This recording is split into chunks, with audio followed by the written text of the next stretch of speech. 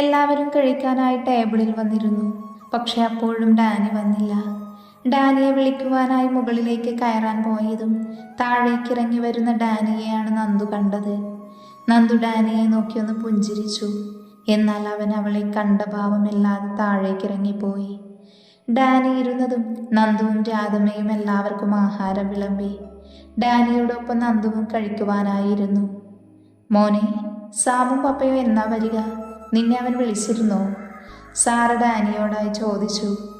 നാളെ വരുമായിരിക്കും അമ്മ. ബാംഗ്ലൂരിലെ എല്ലാ മീറ്റിങ്ങും കംപ്ലീറ്റ് ആയിട്ടുണ്ട്.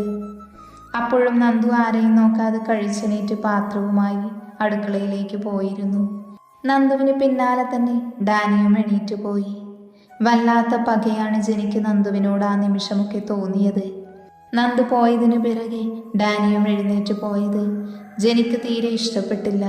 അവളുടെ ഉള്ളിൽ നന്ദുവിനോടുള്ള ദേഷ്യം ഓരോ ദിവസവും കൂടിക്കൊണ്ടിരുന്നു. നന്ദു എന്നാൽ പിന്നെ താഴെ നിന്നില്ല. അവൾക്കെന്തോ വല്ലാത്ത വേദന തോന്നി ഡാനിയുടെ ഈ പിണക്കം. അതുകൊണ്ട് തന്നെ അവൾ റൂമിലേക്ക് പോയി. അവളുടെ പുറകെ തന്നെ ഡാനിയും പോയിരുന്നു. നന്ദു ഫ്രഷായി വന്ന് കണ്ണാടിയിൽ നോക്കി മുടി ചീകുവായിരുന്നു. അപ്പോഴാണ് പിൻകഴുത്തിൽ ഒരു നിശ്വാസം തട്ടിയത്. തിരിഞ്ഞു നോക്കാതെ തന്നെ അവൾക്ക് മനസ്സിലായി അത് ഡാനിയാണെന്ന്. അവൻ്റെ പെർഫ്യൂമിൻ്റെ ഗന്ധം അവളുടെ മൂക്കിലേക്ക് തുളഞ്ഞു കയറി. ശ്രീ, ഇപ്പോൾ ഈ നിമിഷം നമുക്കൊരു നൈറ്റ് ഡ്രൈവിന് പോവണം. വേഗം റെഡിയായി വാ. ഷെൽഫിലുണ്ടാവും നിനക്കുള്ള ഡ്രസ്സ്. അതിട്ട് റെഡിയായി വേഗം വാ. ഡാനി നന്ദുവിനോട് അതും പറഞ്ഞ് ഫ്രഷാവാനായി പോയി. നന്ദു ഒരു നിമിഷം ഒന്ന് ആലോചിച്ചു. പിന്നെ സമയം കളയണ്ട എന്ന് കരുതി ഷെൽഫ് തുറന്ന് കവറെടുത്ത് നോക്കി. അതിലുള്ളത് പർപ്പിൾ ആൻഡ് വൈറ്റ് കളറിൽ ഒരു അടിപൊളി സാരി ആയിരുന്നു. അത് അവൾക്ക് നന്നായിട്ട് അങ്ങ് ഇഷ്ടപ്പെട്ടു. പിന്നെ അവൻ വരുമ്പോഴേക്കും അവളുടെ ഒരുക്കം കഴിയണമെന്നൊരു ചിന്തയായിരുന്നു. അതുകൊണ്ട് തന്നെ നന്ദു പെട്ടെന്ന് ഒരുങ്ങി. അവൻ കുളി കഴിഞ്ഞ് വന്നപ്പോഴേക്കും നന്ദുവിൻ്റെ ഒരുക്കം കഴിഞ്ഞിരുന്നു. ഡാനി ഒരു നിമിഷം അവളെ നോക്കി നിന്നുപോയി. പിന്നെ ഇനിയും നോക്കി നിന്ന ഇവിടെ വെച്ച് തന്നെ തൻ്റെ പ്രണയം തുറന്നു പറയുമെന്ന് ഓർത്തവൻ അവളെ മൈൻഡ് ചെയ്യാതെ ഡ്രസ് ചെയ്ത് പോവാൻ റെഡിയായി. വാ പോവാം, നന്ദുവിനെ നോക്കി ഡാനി വിളിച്ചു. ഡാനിയെ ഒന്ന് മൊത്തത്തിൽ നോക്കിക്കൊണ്ട് അവളൊന്ന് മൂളി. രണ്ടുപേരും താഴേക്ക് ഇറങ്ങിപ്പോയി. ഹാളിലെത്തിയപ്പോഴുണ്ട് സാറയും ജനിയും അവിടെ സംസാരിച്ചിരിക്കുന്നു. ഈ രാത്രിയിൽ മാറ്റിയൊരുങ്ങി വരുന്ന രണ്ടുപേരെയും കണ്ടതും ജനിയും സാറയും അവർ അത്ഭുതത്തോടെ നോക്കി നിന്നു. നിങ്ങളെന്താ ഈ സമയത്ത് മാറ്റിയൊരുങ്ങി? എങ്ങോട്ട് പോകുക? മമ്മ, ഞങ്ങൾ ചെറിയൊരു നൈറ്റ് ഡ്രൈവ് പോവുക. പിന്നെ ഇന്ന് വരില്ല, നാളെ ആയിരിക്കും വരിക. അത് കേട്ടതും ജനി എന്തോ പറയാൻ വന്നതും ഡാനി ആദ്യം തന്നെ തടഞ്ഞു നിർത്തി. പൂവുന്ന പൂക്കിലെൻ്റെ കയ്യിൽ നിന്ന് വാങ്ങേണ്ടെങ്കിൽ മിണ്ടാതെ വാ പൂട്ടിയിരിക്കുന്നതാവും നിനക്ക് നല്ലത്. അതും പറഞ്ഞ് നന്ദുവിൻ്റെ കൈ പിടിച്ച് അമ്മച്ചിയോടും യാത്ര പറഞ്ഞവർ പുറത്തേക്ക് പോയി. എന്നാൽ സാറയുടെയും ജനിയുടെയും മുഖം ദേഷ്യം കൊണ്ട് ചുവന്നു തൊടുത്തു. ആൻറ്റി, അവളെ നിങ്ങൾ കൊന്നില്ലെങ്കിൽ ഉറപ്പായും ഞാൻ കൊല്ലും അവളെ. ജനി ദേഷ്യത്തോടെ സാറയോട് അലറി. മോളെ, നീ ഒന്ന് പതുക്കെ പറ. ഇതെങ്ങാനും ഡാനി കേട്ട നിന്നെ ആയിരിക്കും അവൻ ആദ്യം കൊല്ലുക. അതുകൊണ്ട് നമ്മൾ ഓരോ നീക്കങ്ങളും സൂക്ഷിച്ചായിരിക്കണം. മോള് പേടിക്കണ്ട, അവൾ അധികകാലം ഇവിടെ വാഴില്ല. അതിന് ഞാൻ സമ്മതിക്കില്ല. അതും പറഞ്ഞവർ രണ്ടും വാതിലും പൂട്ടി അവിടെ നിന്ന് പോയിരുന്നു. നന്ദു കാറിൻ്റെ സൈഡിലേക്ക് പോയപ്പോൾ ഡാനി അവൻ്റെ ബൈക്കിൻ്റെ അടുത്തേക്കാണ് പോയത്. ആ വണ്ടി കണ്ട നന്ദുവിൻ്റെ കണ്ണുകൾ മിഴിഞ്ഞു. അയ്യോ, ബൈക്കിലോ? അതും ഈ സാരി ഉടുത്ത്? നന്ദു ദയനീയമായി ഡാനിയെ നോക്കി. എന്നാൽ ഡാനി അത് ശ്രദ്ധിക്കാതെ വണ്ടിയെടുത്ത് തിരിച്ച് നന്ദുവിൻ്റെ അടുത്തായി വന്നു നിന്നു. നന്ദു എന്ത് ചെയ്യണമെന്നറിയാതെ അവനെ നോക്കി നിൽക്കുവാണ്. എന്താ? അവളുടെ നോട്ടം കണ്ട് ഡാനി അവളോട് ചോദിച്ചു. ഞാൻ എങ്ങനെ ഈ സാരി ഉടുത്ത് ബൈക്കിൽ കയറുക? നന്ദു തല താഴ്ത്തിക്കൊണ്ട് ചോദിച്ചു. എന്നാൽ ഇത് കേട്ട ഡാനിക്ക് അവളോട് വല്ലാത്ത വാത്സല്യമാണ് തോന്നിയത്. ഇത്രയും നിഷ്കളങ്കമായ മുഖത്തോടു കൂടി നിൽക്കുന്ന അവളെ കാണുമ്പോൾ ദേഷ്യപ്പെടാനോ പരിഭവിക്കാനോ പോലും അവന് കഴിയുന്നുണ്ടായിരുന്നില്ല. നീ കയറി നോക്ക്, ഡാനി ആർദ്രമായി പറഞ്ഞതും നന്ദുവിൻ്റെ മുഖമൊന്ന് വിടർന്നു. കുറച്ച് സമയത്തിനു ശേഷം ഇപ്പോഴാണ് ഇങ്ങനെ സംസാരിക്കുന്നത്. സത്യം പറഞ്ഞാൽ ഇന്ന് രാവിലെ മുതൽ തുടങ്ങിയ ദേഷ്യമാണ്. അവൾ ചിരിയോട് അവൻ്റെ ബൈക്കിൻ്റെ പിന്നിലായി കയറി കൈകൾ അവൻ്റെ തോളിൽ വെച്ചു. അവനിൽ നിന്നും അകന്ന് പിന്നിലേക്ക് നീങ്ങിയിരുന്നു. എന്നാൽ ഡാനിക്ക് അവളുടെ പ്രവൃത്തിയിൽ ദേഷ്യമാണ് തോന്നിയത്. ഇവൾക്കെന്താ എൻ്റെ അടുത്തിരുന്നാല് ഞാൻ പിടിച്ച് തിന്നുപോയിവളെ, കാണിച്ചു തരാം മനസ്സിൽ പറഞ്ഞുകൊണ്ട് ഡാനി വണ്ടിയെടുത്തു. ഡാനി ആദ്യം പതിയെ ഓടിച്ചു തുടങ്ങി. പിന്നെ അവൻ വണ്ടിയുടെ വേഗത കൂട്ടി. ഡാനി സ്പീഡിൽ പോകുന്നതിനിടയ്ക്ക് ഒരു പട്ടി കുറുകെ ചാടിയതും അവൻ പെട്ടെന്ന് ബ്രേക്ക് പിടിച്ചു. നന്ദു പേടിച്ചുകൊണ്ട് ഡാനിയെ ഇറുക്കെ കെട്ടിപ്പിടിച്ചിരുന്നു. നന്ദു ഡാനിയെ ചുറ്റിപ്പിടിച്ചതും ഇരുവരുടെയും ശരീരത്തിലൂടെ ഒരു കരണ്ട് പാസ് ചെയ്തതുപോലെ ഫീൽ ചെയ്തു. ഡാനിയുടെ മനസ്സ് സന്തോഷം കൊണ്ട് അലതല്ലി. ആദ്യമായാണ് അവളിൽ നിന്ന് ഇങ്ങനെ ഒന്ന്. നന്ദു ആണെങ്കിൽ പേടിച്ചിട്ടാണ് അവനെ ഇറുക്കെ കെട്ടിപ്പിടിച്ചത്. അവൾ അത്രത്തോളം പേടിച്ചു പോയിരുന്നു. ഡാനിയുടെ ചുണ്ടിൽ കുസൃതി ചിരി വിരിഞ്ഞു. അവളുടെ നെഞ്ചിടിപ്പിൽ നിന്ന് തന്നെ അവൾ എത്ര പേടിച്ചിട്ടുണ്ടെന്ന് ഡാനിക്ക് മനസ്സിലായി. എങ്കിലും തന്നോട് അവൾ ചേർന്നിരിക്കുമ്പോൾ വല്ലാത്തൊരു തരം അനുഭൂതിയാണ് അവനിൽ ഉണ്ടായത്. നന്ദുവും ആ സമയം ഈ യാത്ര ഒരുപാട് ആസ്വദിക്കുന്നുണ്ടായിരുന്നു. ഈ ജീവിതം മുന്നോട്ട് ഇതുപോലെ ആയിരുന്നുവെങ്കിൽ എന്ന് അവൾ അറിയാതെ കൊതിച്ചുപോയി. ഒരുപാട് മോഹിപ്പിച്ചിട്ട് കൈവിട്ടു പോകുമോ എന്നുള്ള പേടിയാണ് അവളുടെ ഉള്ളിൽ. താൻ സ്വപ്നം പോലും കാണാൻ അർഹതയില്ലാത്ത ജീവിതമാണ് ഡാനിക്കൊപ്പമുള്ളതെന്ന് അവൾക്കറിയാം. അതുകൊണ്ട് തന്നെയാണ് അവൾക്ക് പേടിയും. അവളുടെ ജീവിതത്തിൽ ആദ്യമായാണ് ഇത്രയും ദൂരം അവൾ ബൈക്കിൽ യാത്ര ചെയ്യുന്നത് തന്നെ. കോളേജിൽ നിന്നും വീട്ടിലേക്ക്, അതും ബസ്സിൽ.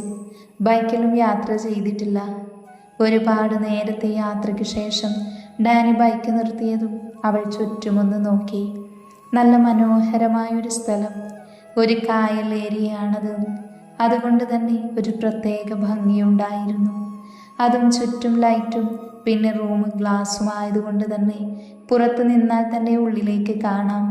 ഒരു ടൂറിസ്റ്റ് ഏരിയ ആണെന്ന് അവൾക്കത് മനസ്സിലായി. ചുറ്റും കായലും പിന്നെ ചെടികളും, അങ്ങനെ വല്ലാത്തൊരു ഭംഗിയുള്ള സ്ഥലം. കണ്ണിനെ കുളിർമയേകുന്നവയായി തോന്നി അവൾക്ക്. നന്ദു അതെല്ലാം കൗതുകത്തോടെ നോക്കി നിൽക്കുന്നത് കണ്ട് ഡാനി അവളുടെ ഇടുപ്പിലൂടെ കൈയിട്ട് അവനിലേക്ക് ചേർത്തു നിർത്തി.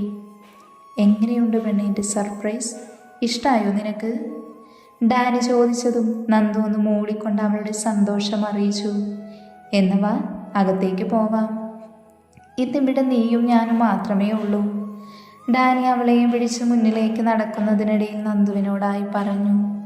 അത് കേട്ടത് നന്ദുവിൻ്റെ ഉള്ളിൽ ചെറിയൊരു പേടിയുണ്ടായി എന്നത് സത്യമാണ്. പക്ഷെ അവളൊന്നും മിണ്ടാതെ അവൻ്റെ കൂടെ റൂമിലേക്ക് കയറി. ഒരു ആദ്യരാത്രി സെറ്റപ്പായിരുന്നു അതിനുള്ളിൽ ഉണ്ടായിരുന്നത്. റൂമിൽ മുഴുവൻ പൂക്കളും, ബെഡിൽ ഹാർട്ട് ഷേപ്പിൽ പൂക്കളും എല്ലാം കൂടെ നന്ദുവിൻ്റെ കിളി പോയിട്ടുണ്ടായിരുന്നു. പോരാത്തതിന് അടിപൊളി ലൈറ്റും സെറ്റപ്പ്. നന്ദു ദയനീയമായി ഡാനിയെ നോക്കി. അവൻ നന്ദുവിനെ നോക്കി നന്നായൊന്ന് ചിരിച്ചു കൊടുത്തു. അതോടെയായതും നന്ദുവിന് കുറച്ചുകൂടെ പേടി കൂടിക്കൊണ്ടിരുന്നു. എങ്ങനെയുണ്ട് ശ്രീ, ഇഷ്ടായോ തനിക്കിവിടെ? ഡാനി ആർദ്രമായി അവളോട് ചോദിച്ചു. ഒരുപാട് ഇഷ്ടമായി എനിക്ക്.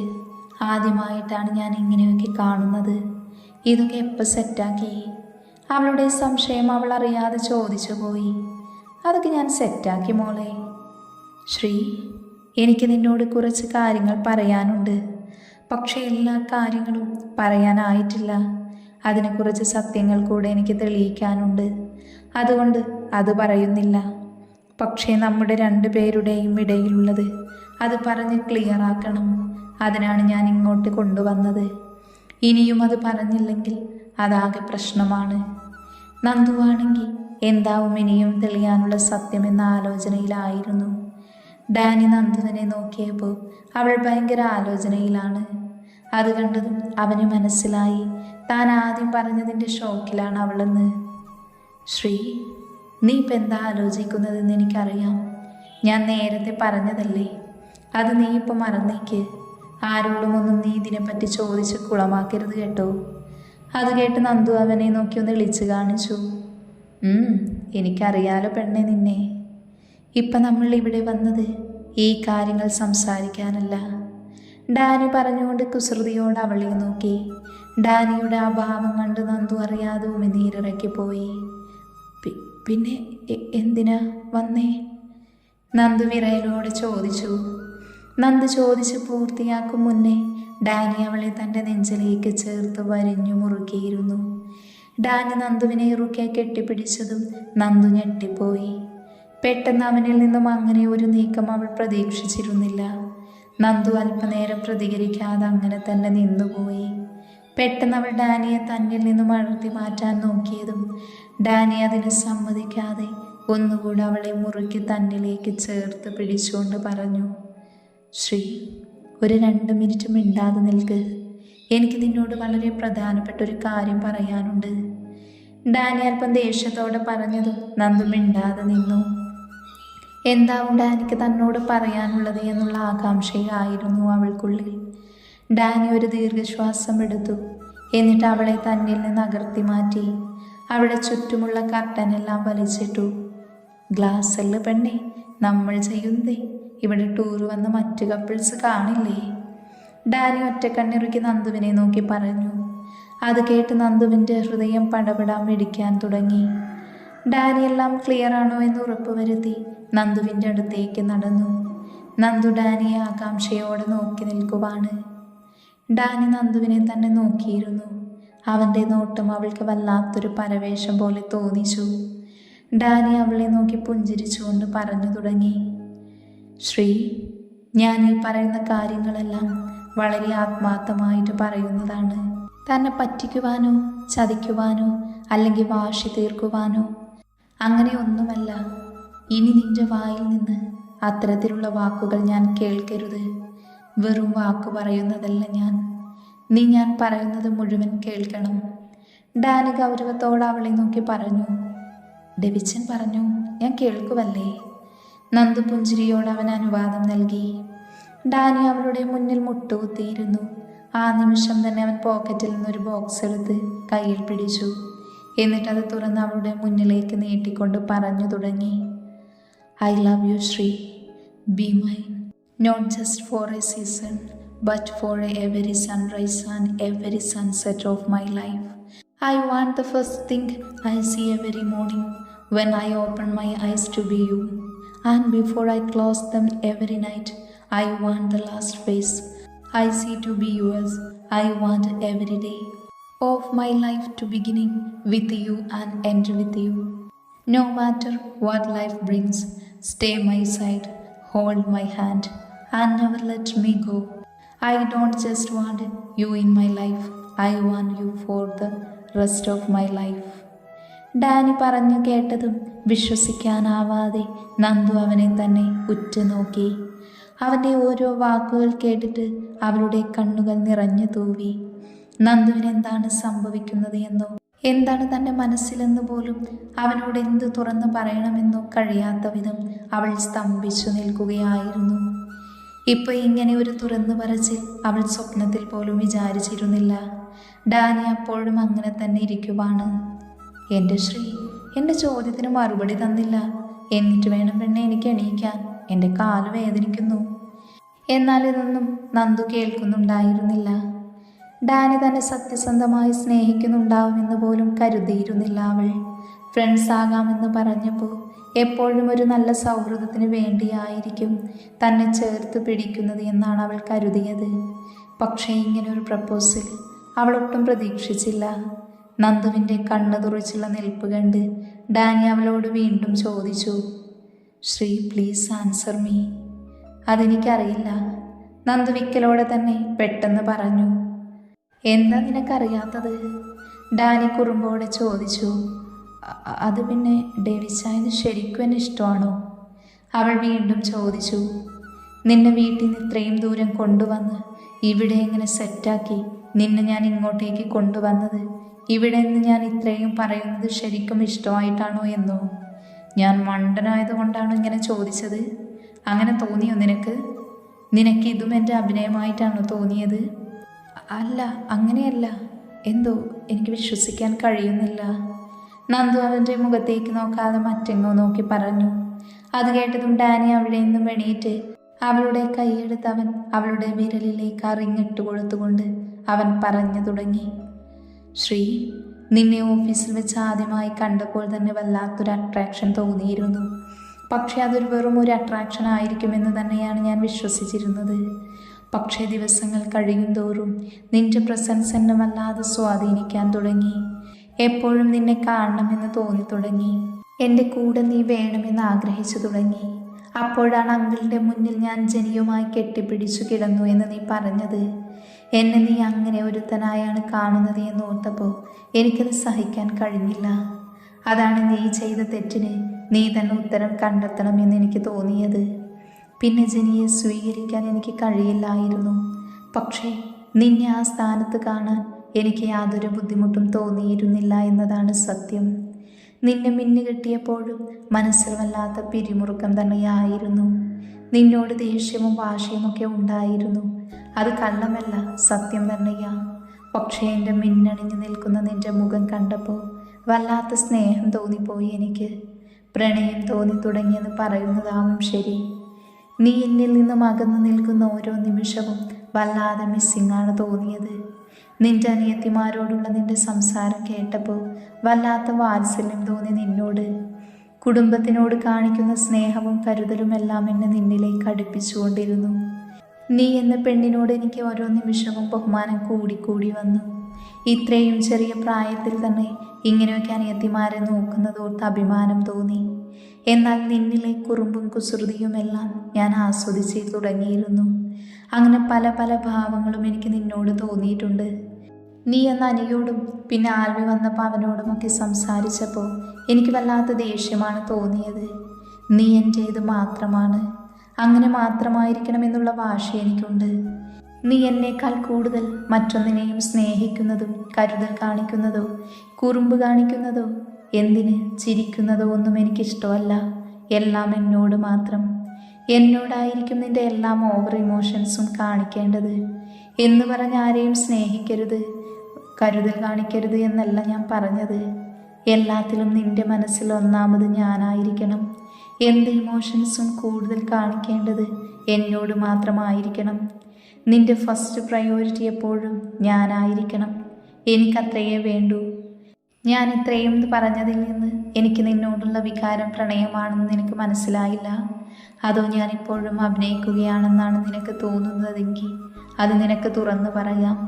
അങ്ങനെ തന്നെയാണെങ്കിൽ ഇപ്പം ഞാൻ ഇട്ടു തന്ന ഈ മോതിരവും നിനക്ക് തിരികെ തരാം. അതുപോലെ ഈ മിന്നും.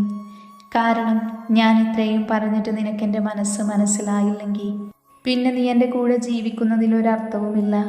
ഞാൻ നിൻ്റെ കൂടെ ജീവിക്കുന്നതിലും അർത്ഥമില്ല. അതുകൊണ്ട് ഇനി നിനക്ക് തീരുമാനിക്കാം. നിൻ്റെ മറുപടി എന്തായാലും ഞാൻ അത് പതിയെയാണെങ്കിലും ആക്സെപ്റ്റ് ചെയ്തോളാം. നീ പേടിക്കേണ്ട. പിന്നെ ഒരു ശല്യമായി ഈ ഡാനിയൽ ഡേവിഡ് ജോണ് നിൻ്റെ പുറകെ വരില്ല. അത് ഞാൻ ഉറപ്പു തരാം. അതും പറഞ്ഞ് ഡാനി അവളിൽ നിന്ന് തിരിഞ്ഞു നിന്നു. കാരണം ആ നിമിഷം അവൻ്റെ കണ്ണ് നിറഞ്ഞിരുന്നു. അത് അവളിൽ നിന്ന് മറയ്ക്കാനാണ് അവൻ തിരിഞ്ഞു നിന്നത്. ആ നിമിഷം അവൻ്റെ മനസ്സിൽ എന്തായിരിക്കും അവളുടെ മറുപടി എന്ന് മാത്രമായിരുന്നു.